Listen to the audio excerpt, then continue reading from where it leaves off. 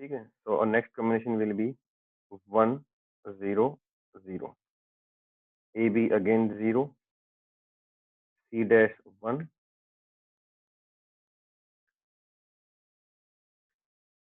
F again 1, then 1 0 1, AB will be 0, C dash will be 0, F will be 0, then 1 1 0, this will be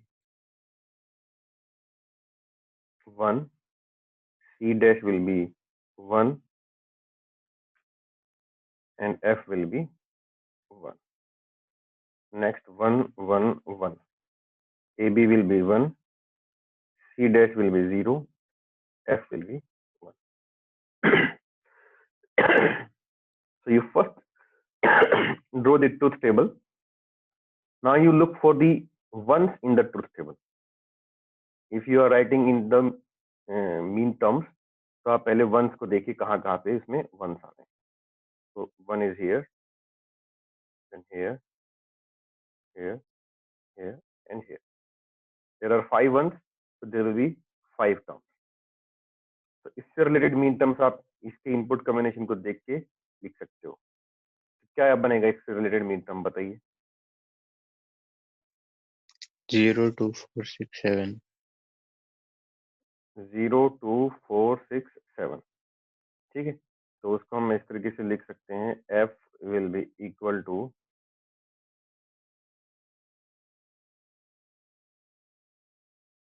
0 2 4 6 and 7. अब इनकी आप expression भी लिख सकते हो. ठीक है, एक्सप्रेशन लिखने के लिए अगर आप 0 का डेसिमल कोड बाइनरी कोड याद करोगे तो अपने आप वहां से निकाल सकते हो.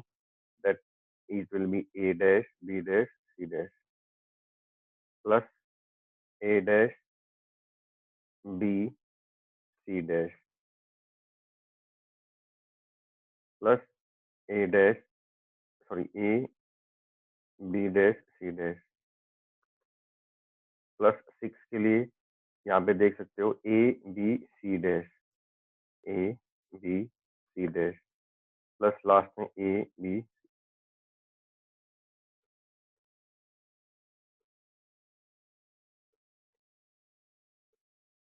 ठीक है, तो आपकी ये एक्सप्रेशन जो है वो सेम आनी चाहिए जो कि यहाँ पे पहले आई थी. This represents 7th term. This is 1106. This is 1004. This is 010, that is 2, and this is 0.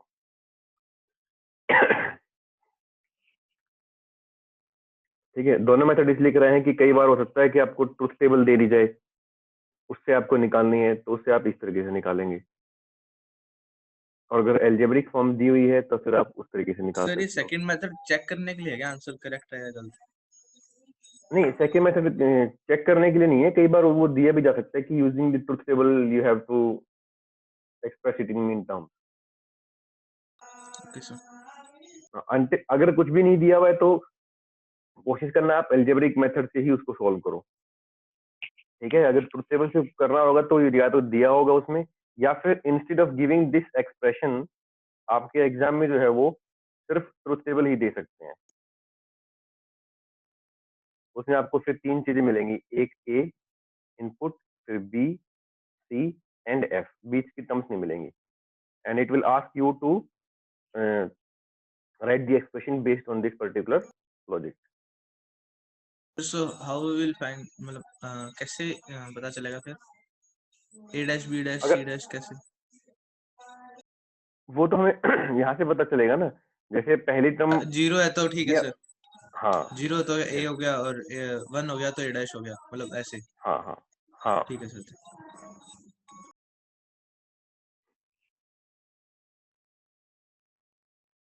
ठीक है, अब आ जाइए आप दूसरी. इसी को आपको मान लीजिए यही चीज दी हुई है. Now you have to express it in the SOP form. तो कैसे करेंगे?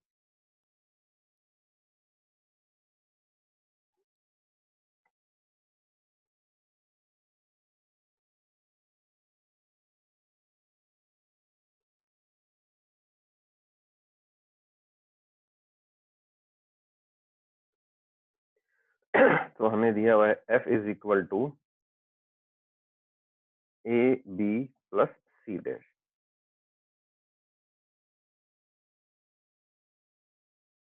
ठीक है, तो हमारा फर्स्ट चीज जो होगी वो क्या होगा, वी हैव टू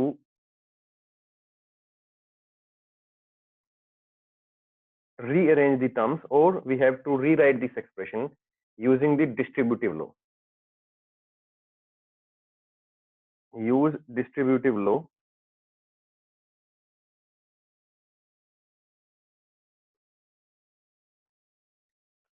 उसके बाद आप डिस्ट्रीब्यूटिव लो क्या कहता है, that x plus yz is equal to x plus y and x plus z. I'm writing here it again, that x plus yz is equal to x plus y x plus z. ठीक है, तो इसको हम use करेंगे, use इसलिए करेंगे because we want to express in the form of product of sum. तो आपका ये बस स्टार्टिंग के लिए प्रोडक्ट ऑफ सम होनी चाहिए। अभी आपके यहाँ पे सम ऑफ प्रोडक्ट दिख रहा है, अब हमें प्रोडक्ट ऑफ सम चाहिए। ठीक है, तो उसको यूज करो और अब आप पहले एक्स को लिखोगे वो क्या बनेगा। तो इसको मैं लिख सकता हूँ C dash plus A B, तो इसको आगे हम लिख सकते हैं C dash plus A C dash plus B.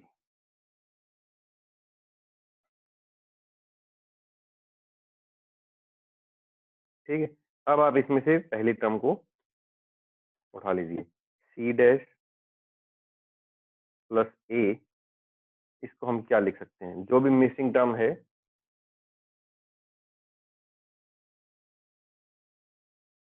वो और it's product with its complement, because b into b dash, b and b dash will give you 0 and your result will be unaffected. ठीक है, again you have to apply the distributive law here. You will keep c dash plus a as one term and b as second term and b dash as third term. Okay, so this will become c dash plus a, this is the first term as it is, plus second term plus third term. So c dash plus a can be written as c dash plus a plus b and c dash plus a plus b dash.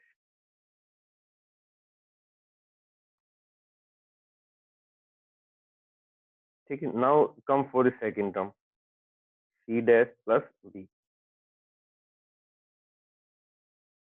So c dash plus b plus a into a dash. So this will become c dash plus b plus a into c dash plus b plus a dash.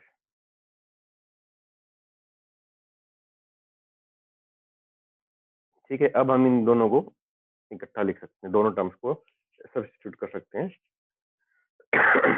सबसे पहले equation में। So we will get f will be equal to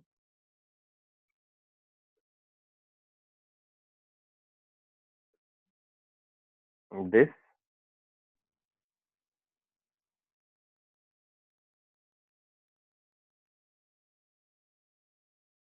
यहाँ पे change हो गया, एक second,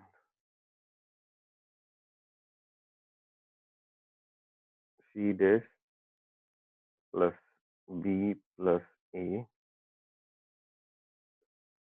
c dash plus b plus a dash।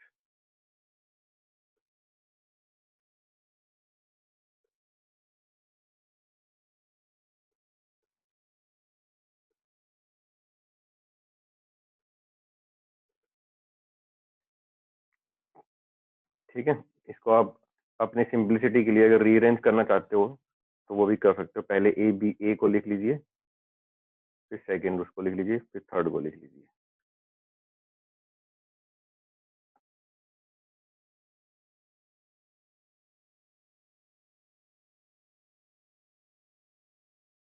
कोई term repeat हो रही है इसमें?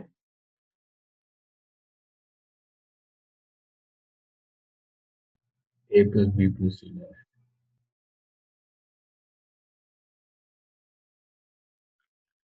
A plus B plus C bar, तो हम इस एक टर्म को यहाँ से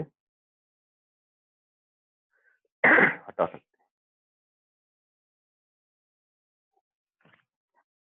ठीक है, ये तो हो गया, हम एल्जेब्रिकली करेंगे तब। अब ठीक उसी तरह अगर ट्रुथ टेबल गिवन है तो क्या करेंगे, या फिर स्पेशली मेंशन किया जाए कि using the truth table method find the maximum representation canonical form, तो हम उसमें क्या करेंगे, अब यहाँ पे उसी तरह ट्रुथ टेबल में देखिए,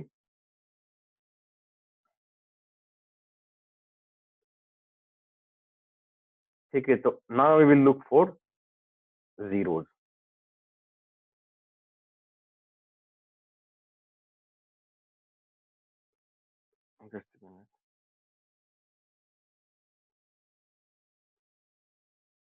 जहां जहां पर आपकी जीरोज हैं सिर्फ वही देखेंगे।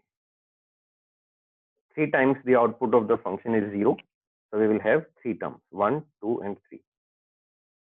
ठीक है, now you can, what we can write here, that f is equal to,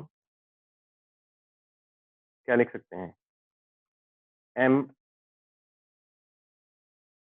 m1 dot m3 dot m5। ठीक है, तो यहाँ पे जो भी टर्म्स थे आपके, उसके अलावा जितनी बच जाएंगी वो यहाँ पे आ जाएंगी विद कैपिटल M। यहाँ पे 0, 2, 4, 6, 7 था, अब आ गया हमारा सिंपली 1, 3, 5। वहां पे सम था, यहाँ पे आ गया प्रोडक्ट, स्मॉल m था, कैपिटल M।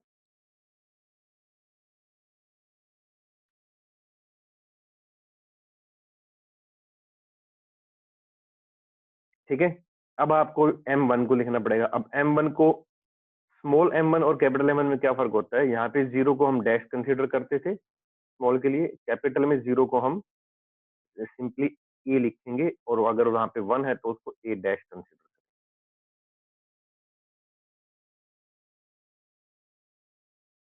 ठीक है, तो m1 विल बी योर,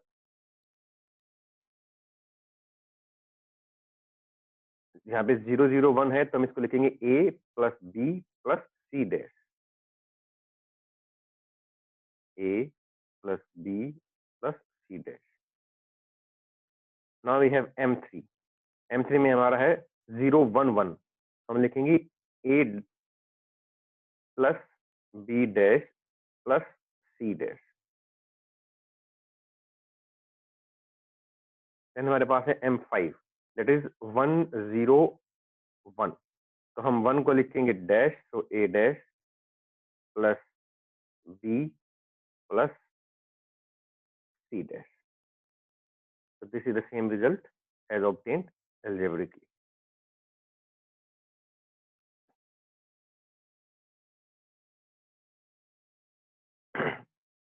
ठीक है, अभी तक हमने किया है इंडिविजुअली मीन टर्म्स कैसे निकालें और इंडिविजुअली मैक्स टर्म्स की फॉर्म में कैसे express.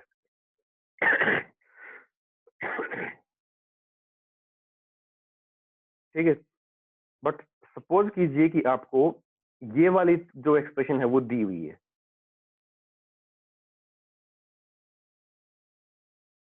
This one is already given to you and you have to directly write from here and you have to write the max term expression. तो आप क्या करोगे, the first step will be to write this expression as this one। आप यहां से यहां जाएंगे, ठीक है, that f will be equal to small m0 plus m2 plus m4 plus m6 plus 7। from there you will go to here by writing a line that we will consider the missing terms for maximum presentation। ठीक है, so missing terms are 1, 3 and 5, so f will be equal to m1 dot m3 dot m5, and then from there you can go to this expression।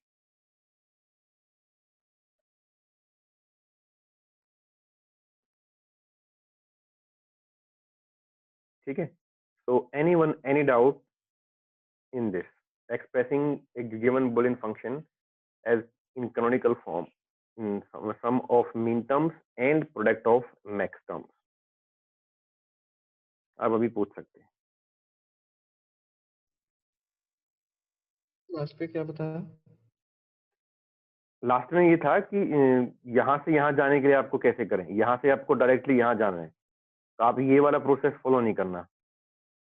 तो ये वाला process हम तब follow करेंगे जब हम स्टार्ट कर रहे हैं यहाँ से, ठीक है। But if this expression is given, इसको अगर हमने चेंज करना है तो आप यहाँ पहले ही देख सकते हो, आप यहाँ पे एक लाइन लिख दोगे कि the given expression is already in canonical form as sum of min term, sum of min terms, ठीक है। So we can rewrite this expression, we can express the f function f as this, ठीक है। आप इसमें ये देख सकते हो ना कि हर टर्म के अंदर आपके के सारे जो लिटरल्स हैं वो प्रेजेंट है, हर एक में abc प्रेजेंट है। so this is already in canonical form and the presentation is in the form of sum of mean term। तो यहाँ से हम यहाँ लिख देंगे, यहाँ से फिर भी हम लाइन लिखेंगे कि to express this in the max term we will use the missing term। तो यहाँ से फिर हम यहाँ आ जाएंगे और फिर m1 m3 m5 का हम जो भी मैक्स टर्म बनती है वो यहाँ पे लिख देंगे। ठीक है। So what is next now?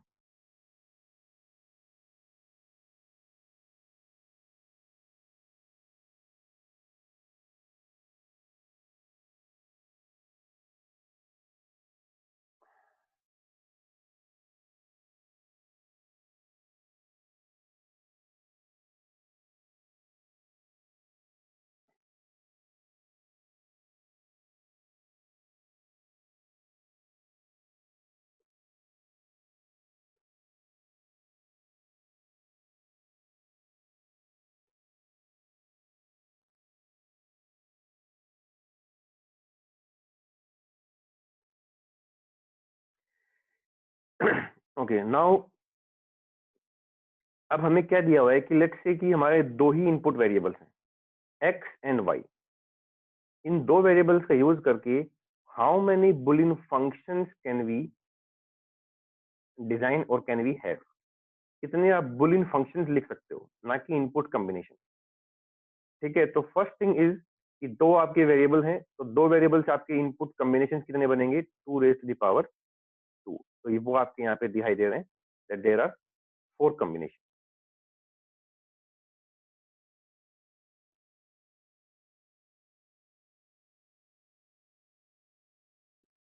ठीक है, अब इनसे पॉसिबल कोई भी फंक्शन जो हो सकते हैं वो आपके यहाँ पर गिवन है फ्रॉम f0 टू f15। ठीक है, अगर 4 वेरिएबल हैं आपकी तो आपके फंक्शन क्या हो सकता है हमने एक ऐसा लॉजिकल फंक्शन बनाया जो हमेशा 0 आउटपुट दे रहा है। ठीक इसी तरह हमने एक ऐसा लॉजिकल फंक्शन बनाया, हमारा रिक्वायरमेंट है कि हमेशा आउटपुट जो है वो 1 रहे। फिर हमने और बनाया कि हो सकता है सिर्फ इस पर्टिकुलर इनपुट कॉम्बिनेशन के लिए आउटपुट बनाए, फिर हो सकता है सिर्फ इसके लिए आउटपुट बन दे, फिर इन दोनों के लिए दे। ठीक है, फिर इसी तरीके से हो सकता है इसके लिए करे, इसके लिए और इसके लिए करे। तो इस तरीके से जो हम पॉसिबल कॉम्बिनेशन बना सकते हैं वो हमारे फिर क्या बनेंगे, जितने भी आपके ये कॉम्बिनेशन हैं 2 raised to the power this। तो again it will be 2 raised to the power 2, that was the number of input combinations that we can have, and this will be the total number of functions that we can have।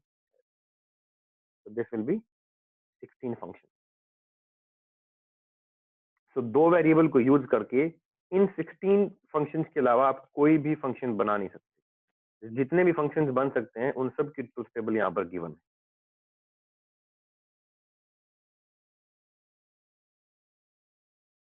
ठीक है, अब इन 16 functions को algebraically हम कैसे लिखेंगे वो आपकी next slide में दिखाया हुआ है। सर तीसरा 2 कहाँ से आया? तीसरा क्या?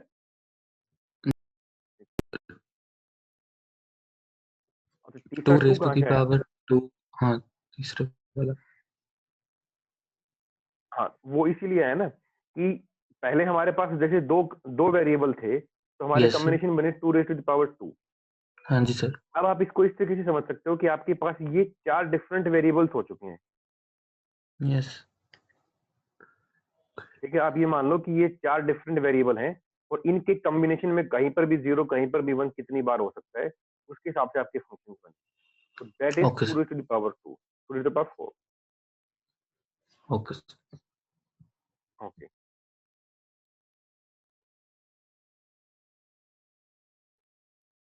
तो ये वो जितने भी फंक्शंस हैं उनकी एक्सप्रेशन आपको यहाँ पे दी हुई है। ठीक है, जैसे फर्स्ट में हमारा क्या था, f0 was 0, तो इसको हम बोलेंगे नल। आउटपुट आपकी कुछ भी हो, इनपुट आपकी कुछ भी हो, आउटपुट 0 रहेगी। f15 was 1, हमने उसको बोला था आइडेंटिटी। ठीक है, इनपुट आपकी कुछ भी हो, आउटपुट विल बी ऑलवेज 1। इसी तरीके से सबके ट्रूथ टेबल को इन्होंने एल्जेब्रिकली यहाँ पे लिखा हुआ है।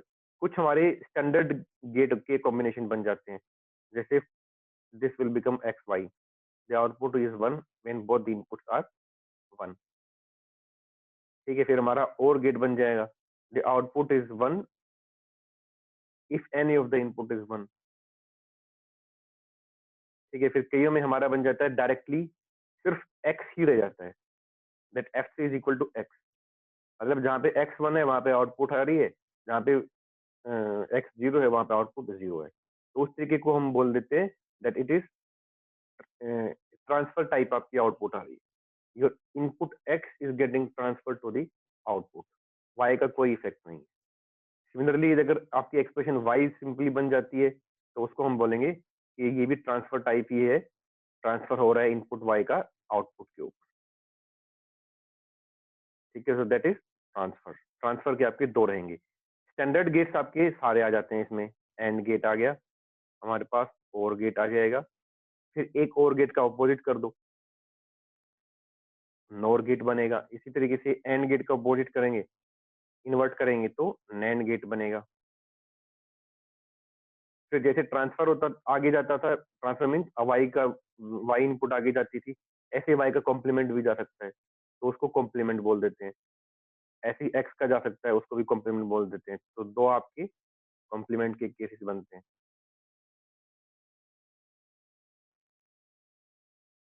ठीक है, आइडेंटिटी भी हमारा हो गया है। और 2 हमारे ऐसे और एक्स्ट्रा गेट्स है जिसको हमने ध्यान रखना है, दैट इज एक्सक्लूसिव और एंड इक्विवेलेंस। एक्सक्लूसिव और की हमारी जो एक्सप्रेशन बनती है वो बनती है X Y dash plus X dash Y, और इक्विवेलेंस की बनती है X Y plus X dash Y dash. इसमें हमारी आउटपुट तब 1 होती है जब दोनों इनपुट डिफर करें, और इसमें हमारी आउटपुट तब 1 होती है जब दोनों इनपुट हमारी सेम हो। तो इसलिए इसका नाम भी वैसा ही है, इक्विवेलेंस। ठीक है, ये हमें बेसिकली ये बताने के लिए दिखा रहे हैं यहाँ पे कि जो फंक्शंस बनते हैं उनको कुछ हम स्टैंडर्ड नाम भी दे सकते हैं कि नहीं दे सकते। अगर आपकी ट्रूथ टेबल एक पर्टिकुलर मैनर में आ रही है तो उसको आपको स्टैंडर्ड गेट के फॉर्म में लिख सकते हो कि नहीं लिख सकते हो। ठीक है, तो ये उन डिफरेंट चीजों के लिए है, जैसे एंड गेट यूज कर सकते हैं, और गेट यूज कर सकते हैं अगर ये एक्सप्रेशन आए तो, एक्सक्लूसिव और गेट यूज कर सकते हैं अगर ये वाले एक्सप्रेशन बन जाए तो। ठीक है, कॉम्प्लीमेंट के लिए इन्वर्टर यूज कर सकते हैं। कुछ स्टैंडर्ड टर्म्स हैं जो हम बार बार आगे यूज करेंगे।